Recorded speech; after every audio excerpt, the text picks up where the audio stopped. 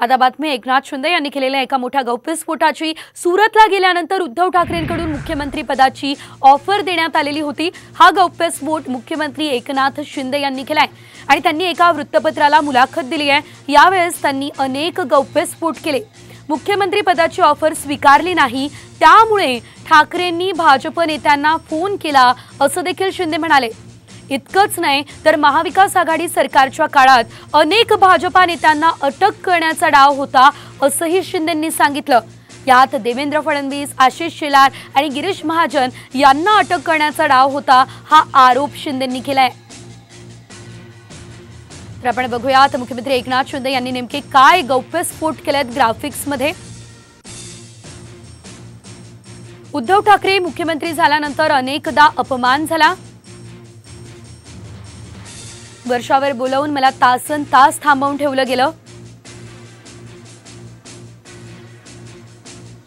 माझ्याकडून नगर विकास खातं काढून घेण्याचा देखील डाव होता।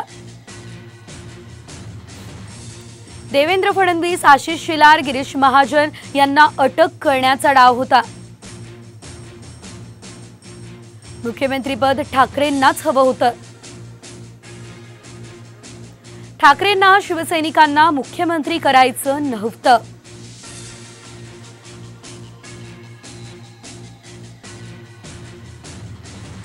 बिल्कुल मी जे बोललोय ते खरं आहे। आणखी बरंचसं खरं आहे ते नंतरच्या याच्यात येईल, ब्रेक के बाद। खूप काय आहे, जेव्हा एखादा कार्यकर्ता एवढा मोठा निर्णय घेतो त्याला तेवढी मोठी कारणंही असतात। त्यामुळे जे आहे ते आहे।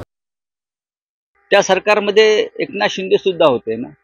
स्वतः एकनाथ शिंदे तुरुंगाला घाबरून पळाले ना। शिवसेनेमध्ये होते आणि भारतीय जनता पक्ष त्यांना तुरुंगात टाकणार होतं, ईडी आणि सीबीआय।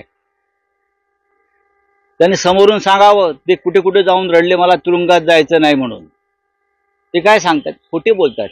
भारतीय जनता पक्षामध्ये एकतर भ्रष्टाचारांना स्थान आहे किंवा खोटं बोलणाऱ्यांना स्थान।